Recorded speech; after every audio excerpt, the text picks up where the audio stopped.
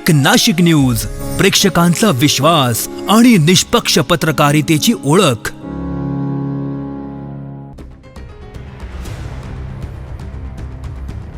नाशिक शहरातील प्रभाग क्रमांक 23 मध्ये पाणी टंचाईचा प्रश्न गंभीर बनला असून नागरिकांमध्ये तीव्र नाराजी व्यक्त होतीये। अशोका मार्ग, पखाल रोड आणि संत सावता माळी मार्ग परिसरातील रहिवाशांना कमी दाबाने पाणी पुरवठा होत असल्याने मोठ्या अडचणींचा सामना करावा लागतोय।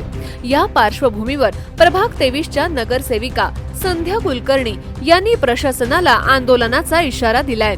नागरिकांच्या तक्रारी लक्षात घेऊन त्यांनी महानगरपालिकेच्या अधिकाऱ्यांशी सतत संपर्क साधून समस्या सोडवण्याचे प्रयत्न सुरू असल्याचे सांगितले।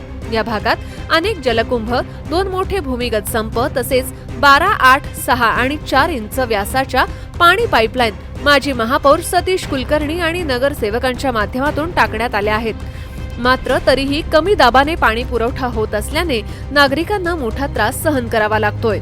या संदर्भात नगरसेविका संध्या कुलकर्णी यांनी नागरिकांसह संबंधित अधिकारी रवींद्र धारणकर, निकम साहेब, टीबी जगताप आणि संजय गायकवाड यांच्यासोबत सविस्तर चर्चा केली आहे। येत्या 2 ते 3 दिवसात तातडीने उपाययोजना करून ही समस्या सोडवण्याच्या सूचना देण्यात आल्या आहेत।